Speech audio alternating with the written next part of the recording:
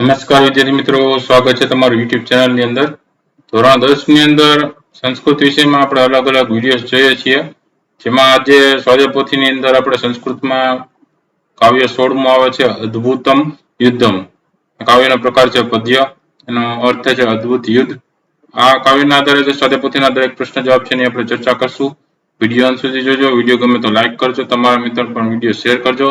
ચેનલને સબસ્ક્રાઇબ ન કરી તો ચેનલને સબસ્ક્રાઇબ કરી લેજો. આવા નવા નવા વિડીયો ચેનલ પર મુકાતા રહેતા હોય છે. શરૂઆત કરીએ વિભાગ બી થી, જેમાં પહેલો પ્રશ્ન છે અધોદત્તા નામ સંસ્કૃત પ્રશ્ન નામ ઉત્તરાણી સંસ્કૃતે લિખતા. આપેલા પ્રશ્નોના સંસ્કૃતમાં જવાબ લખવાના છે. પહેલું છે શ્રીમાન જટાયુહુ કીદૃશી ગિરામ વ્યાજહાર. તો એનો જવાબ થશે શ્રીમાન જટાયુહુ શુભામ ગિરામ વ્યાજહાર.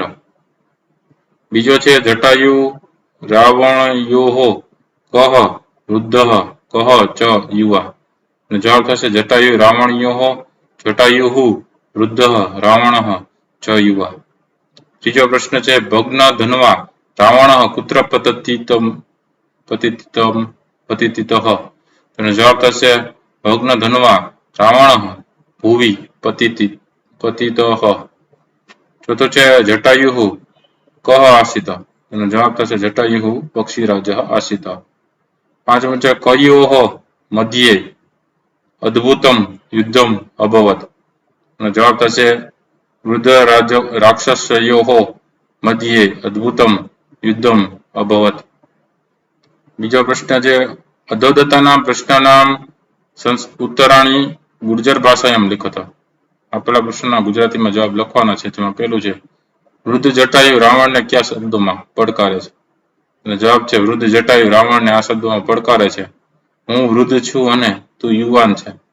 તું ધનુષ્ય બાણવાળો રથવાળો અને કવચયુક્ત છે, છતાં તું મારી પાસેથી વૈદેહીને લઈને એમ કેમ નહીં જઈ શકે. બીજો પ્રશ્ન છે એમાં જટાયુ પાસે કયા આયુધો હતા. જવાબ થશે જટાયુ પાસે તીક્ષ્ણ નહોર પાંખો અને ચાંચ એ 3 આયુધો હતા. ત્રીજો પ્રશ્ન ક્રોધાન્વિત રાવણે શું કર્યું. જવાબ છે તાંબા જેવી લાલ આંખો વાળો અને તપેલાઓના જેવા કુંડળ વાળો ક્રોધાન્વિત રાવણ પક્ષીરાજ જટાયુ તરફ દોડ્યો.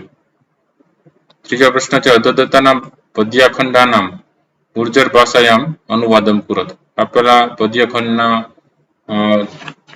જે પ્રશ્ન છે એના આધારે એનું અનુવાદ કરવાનું છે. જેમાં પહેલું પદ્યખંડ છે તથા પર્વત શૃંગભ તીક્ષ્ણ તુંડ ખગોતમ વનસ્પતિગત શ્રીમાન વ્યાજહાર શુભામ ગિરામ યત કૃત્વા ન ભવેદ ધર્મો ન કીર્તિ ન યશો ધ્રુવમ શરીરસ્ય ચ ભવેત ખેદઃ કસ્તત કર્મ સમાચરિત. એનો અનુવાદ થશે કે પક્ષી પર્વતના શિખર જેવી શોભાવાળો ધારદાર ચાંચ વાળો વનસ્પતિ એટલે કે વૃક્ષ પર રહેલો અને શોભાવાળો પક્ષીઓમાં ઉત્તમ એવો જટાયુ શુભ કલ્યાણકારી વાણી બોલ્યો.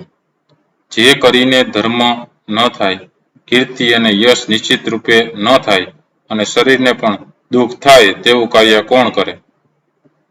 એમાં બીજું છે પંક્તિ ઇત્યયુક્ત ક્રોધતા માક્ષ તપ્ત કાંચન કુંડલ રાક્ષસેન્દ્રો દ્રાવ પતોગ્યેન્દ્રમ અમર્ષણ તદ ભૂવાદ્ભુતમ યુદ્ધમ રુદ્ર રાક્ષસયોસ્તદા સપક્ષયો માર્લ્યવતો મહાપર્વતયોરીવ. એમનો અનુવાદ થશે કે આમ કહેવાયેલો ક્રોધને કારણે તાંબા જેવી લાલ આંખો વાળો તપેલાઓના જેવા કુંડળ વાળો ક્રોધી રાક્ષસ રાજ રાવણ પક્ષીરાજ જટાયુ તરફ દોડ્યો ત્યારે તે ગીધ અને રાક્ષસ એટલે કે રાવણનો પાંખો સાથેના 2 માલ્યવાન નામના મહાપર્વતોનું જાણે અદ્ભુત યુદ્ધ થયું. ત્યાર પછી આવે છે એમાં વિભાગ ડી આધારે પ્રશ્ન, જેમાં અધોદત્તભ્ય ક્રિયાપદેભ્ય આજ્ઞાર્થસ્ય અન્ય પુરુષસ્ય દ્વિવચનસ્ય રૂપમ ચિત્વા લિખત. એટલે કે આપેલા આજ્ઞાર્થ વાક્ય અન્ય પુરુષના દ્વિવચનના રૂપ છે જે જવાબમાં આવતો એ લખવાના છે. જેમાં પહેલું છે એની અંદર જવાબમાં આવશે નિર્વર્તયતામ બીજાની અંદર જવાબમાં આવશે ગચ્છતામ, ત્રીજાની અંદર જવાબમાં આવશે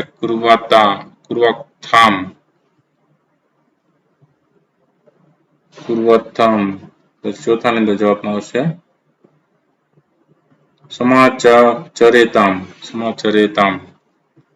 તો આ હતા અલગ અલગ પ્રશ્નોના જવાબો. વિડીયો ગમ્યો હોય તો લાઈક કરજો અને તમારા મિત્રોનો વિડીયો શેર કરજો. ચેનલને જે સબસ્ક્રાઇબ ન કરે તો ચેનલને સબસ્ક્રાઇબ કરી લેજો. આવા નવા નવા વિડીયો ચેનલ પર મૂકતા રહેશે. ન જોયેલા વિડીયોઝ પણ જોઈ લેજો. આવનારી પરીક્ષાની એમાંથી તૈયારી કરતા રહેજો. ફરી પાછા નવા વિડીયો સાથે મળીએ ત્યાં સુધી તમારી કાળજી રાખજો. Thank you very much and take care.